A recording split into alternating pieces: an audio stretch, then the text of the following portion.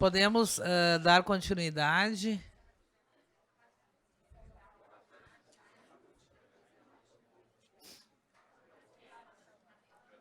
Antes do próximo painel, lembramos que a Mostra SESI Consciência Projetos ocorrerão no SESI Canoas nos dias 13, 14, 16 e 17 de novembro. Participarão os projetos desenvolvidos nos programas da educação do SESI-RS e da rede pública, mantendo o compromisso de incentivar a pesquisa científica, o estudo das ciências e promover a pesquisa voltada à solução de problemas. Para conduzir o próximo painel, intitulado Metodologias Ativas para uma Educação Inovadora, nós convidamos Lilian Bacchini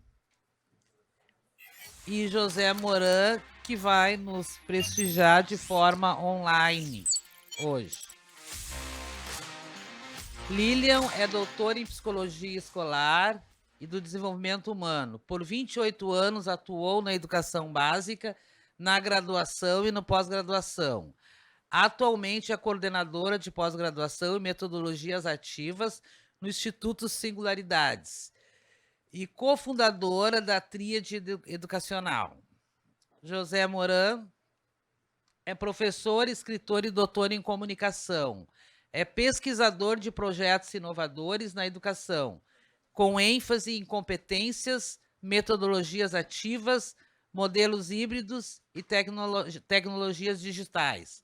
Foi professor da USP, onde ajudou a fundar o projeto Escola do Futuro.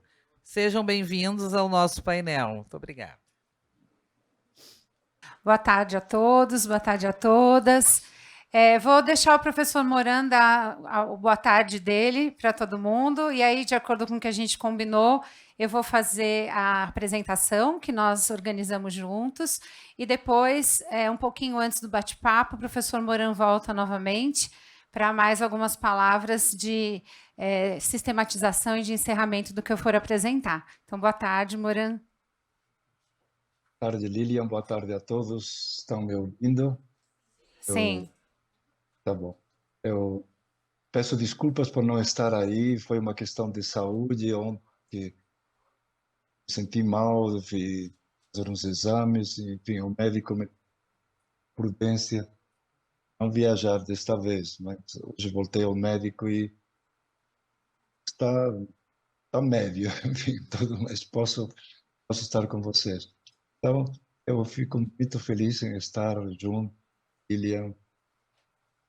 Nós trabalhamos esse tema das metodologias já há alguns anos, fizemos no Instituto Singularidades todo um projeto de ter professores e coordenadores no uso de metodologias modelos híbridos.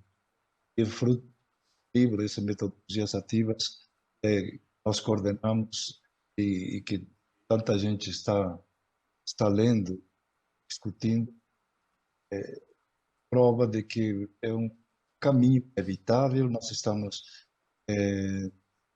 retomando algo que não é novo, mas que hoje é absolutamente necessário. Queria dar um lembrete. Quando li a Freinet, Celestin Freinet, quase 100 anos atrás, ele incentivava forma de participação, levava os alunos fora da escola, registravam tudo o que eles viam, estavam, eles trabalhavam em grupos, trabalhava também com projeto de vida, o livro da vida, um caderno de registro da caminhada. Então, seriam os portfólios atuais com o projeto de vida. Então, há muito tempo que educadores, Freinet, Montessori, e agora, para não me alongar, para que você presente, eu termino assim com esta minha apresentação, que é na frase do Freire, que as metodologias ativas estão dentro desse contexto de contribuir para criar uma escola que é aventura, que marcha, que não tem medo do risco. A escola em que se pensa, que se cria, que se fala, que se adivina. Escola apaixonada, sim. Metodologias ativas, sim, uma escola empreendedora, solidária, participativa. É esse caminho. Lilian, sim. Muito bom, Moran. Bom, com essa abertura, né, com essa fala do Paulo Freire, eu começo então aqui a minha apresentação. Eu preparei aqui alguns slides para provocar essa nossa conversa e Moran vai acompanhando a gente, né, remotamente. E a ideia, né, eu acho que tudo que eu ouvi até agora, né, dos demais palestrantes, são todos temas que se conectam, né? Eu acho que hoje a gente trazer um pouco essa discussão sobre metodologias ativas está muito apoiado em reflexões que a gente já vem fazendo há muito tempo, como o Moran colocou. No livro de ensino híbrido, né, a gente ouviu o Tiago há pouco falando de personalização, trazendo essa reflexão sobre o papel da tecnologia na personalização. O título do nosso livro é Ensino Híbrido, Personalização e Tecnologia na Educação. E com essa conexão com as metodologias ativas que eu pretendo trazer agora nessa conversa. O professor Moran foi o nosso grande mentor nessa pesquisa do ensino híbrido.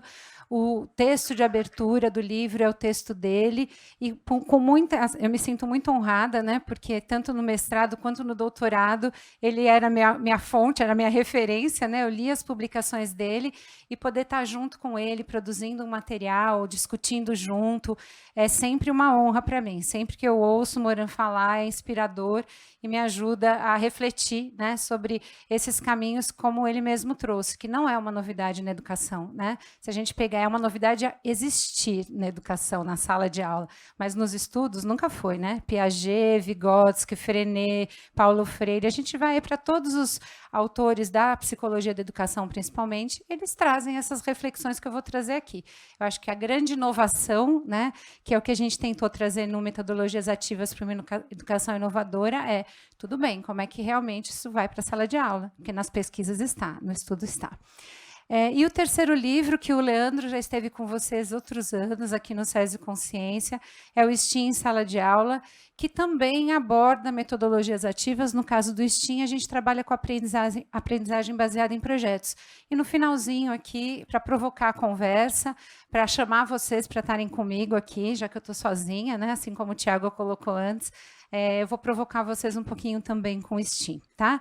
E aí, Moran, lá do outro lado, vai ajudando a gente nessas reflexões e trocando com a gente. Bom, antes de eu começar a falar um pouco mais especificamente das metodologias ativas, eu trouxe uma definição, que é algo que a gente colocou lá no nosso livro, quer dizer, tem muitas coisas por ali, mas olhando como as metodologias ativas como um conjunto de estratégias. Então, é um jeito de fazer em sala de aula, né? Um conjunto de recursos que a gente utiliza. Então, elas são muito variadas, né? Então, às vezes, a gente ouve alguma escola dizer, aqui na nossa escola a gente usa metodologia ativa. Legal, qual? Aprendizagem baseada em problemas, vocês fazem projetos, trabalham em grupo, porque é um conjunto de estratégias, né? Por isso que a gente usa o plural, metodologias ativas, né? São várias estratégias, né, que visam a aprendizagem significativa. A gente ouviu aqui, né, todo mundo que comentou antes, falando da importância da aprendizagem ser significativa. E quem está no centro do processo é o estudante, desenvolvendo competências várias, diversas, como criatividade, colaboração, pensamento crítico e comunicação, entre muitas outras. Então, quando a gente olha para essa ideia de desenvolver competências, aí que está a essência das metodologias ativas, né? Eu lembro que quando começou a implementação da BNCC aqui no país, eu participei ali junto com a equipe da Cátia Smolli, que estava na Secretaria de Educação Básica, da formação dos redatores dos currículos estaduais da BNCC. E a minha grande questão era, alguns autores chamam uma coisa de competência, os outros chamam outra coisa de habilidade, aquela confusão, né? Parece que competência e habilidade é a mesma coisa, né? Não sei se vocês já sentiram isso, eu vi umas cabecinhas. Parece que é tudo a mesma coisa, né? Depende do referencial teórico que a gente está usando.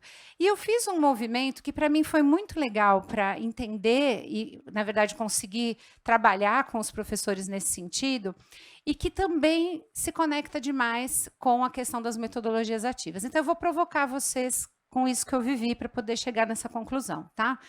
Quem daqui se considera um cozinheiro competente? Levanta a mão, por favor. Vou até tirar.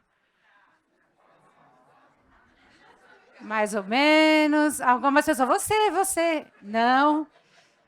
Algumas pessoas levantaram a mão se considerando, outras não levantaram a mão, então não se consideram. E a minha pergunta é, o que precisa ter uma pessoa, se você levantou a mão ou se você não levantou, o que uma pessoa precisa ter para se considerar um cozinheiro competente? O que ela precisa saber fazer? O que ela precisa? Conhecer o quê? O que ela precisa conhecer? Vamos ser bem pé no chão. Assim. Conhecer ingredientes e os... Saber utilizar os utensílios, conhecer os ingredientes, o que mais? Noção de tempo, né? Vou deixar esse negócio fervendo, vai queimar, vou ter que ficar olhando para o fogo. Vocês viram que eu não levantei a mão, não é o meu caso, tá? Então, noção de tempo, o que mais? Criatividade, aquela coisa, a receita está mandando pegar a chuchu, a abobrinha, tem berinjela, vou fazer com a berinjela mesmo, vou ser criativa e vai dar certo. O que mais? Qual? Manuseio dos utensílios, daqueles conhecimentos. Motricidade, vou ter que cortar, não posso perder nenhum dedo, vou usar aqueles facões gigantes e vou cortar, beleza. Proporção, saber para quem eu estou cozinhando. Para quem eu estou cozinhando? Tem alguém diabético na minha casa? Eu tenho que evitar pôr açúcar. Tem alguém com pressão alta, né? Eu preciso evitar menos sódio. Então, também tem essa visão de pensar para quem eu estou cozinhando, né? Então, quando a gente olha para tudo isso, a gente está dizendo que para ser um cozinheiro competente, eu preciso ter uma série de habilidades. Tá? Então, eu não me torno competente em alguma coisa se eu não desenvolver uma série de habilidades. Quando a gente olha para a BNCC e a gente vê o tanto lá das competências gerais, competências específicas, que é onde a matriz do SESI se apoia, né? Os currículos estaduais e municipais se apoiam, a gente está dizendo que para trabalhar a competência cultura digital, por exemplo, que é o que a gente está conversando, não adianta ter uma aula de cultura digital que eu vou me tornar competente em cultura digital. Quantas habilidades eu preciso? Preciso não só de competências de consumo, de produção, de análise. Quer dizer, não é em uma aula que eu dou conta de me tornar competente em alguma coisa. E muitas das competências que muitas das habilidades que a gente precisa ter para se tornar competente em alguma coisa, também pode nos ajudar a ser competente em outra coisa. Por exemplo, talvez alguém que não levantou a mão como um cozinheiro competente, seria um crítico culinário competente. Sim, alguma dessas habilidades de um cozinheiro competente serviria para ser um crítico culinário competente? Por exemplo,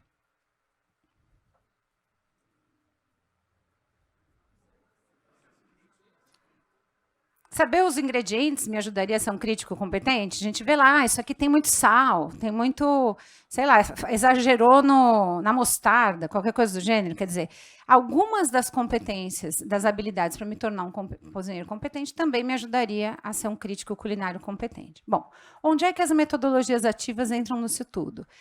Adianta eu ficar assistindo o vídeo da Rita Lobo? Alguém já assistiu Rita Lobo? Aprender tudo, ela fala, ela pica assim o negócio, depois ela mistura na panela, eu vou assistir, ficar com um caderninho, ficar anotando tudo, que aí eu vou me tornar uma cozinheira competente, certo? Por quê? Prática. Se não tiver a prática, eu não vou desenvolver habilidade nenhuma, certo? Eu até vou desenvolver o conhecimento. Alguém não falou conhecimento dos ingredientes? Conhecer os ingredientes, conhecer os utensílios, mas se eu não tiver a prática, eu não me torno um cozinheiro competente. E tem algo a mais. Alguém falou ser criativo, não foi? Alguém falou ser criativo. A competência te dá condições de você poder resolver outras situações que não foram aquelas que pedagogicamente alguém desenhou para vocês. Quando eu falei, eu não tenho os ingredientes certos aqui, eu vou abrir a geladeira e vou inventar alguma coisa, só inventa quem tem aquela competência, porque senão a gente não inventa e vai dar errado, vai dar ruim, né? Se eu tiver aquela competência, funciona. Então, olhando para tudo isso, a gente vê dois modelos de percursos metodológicos.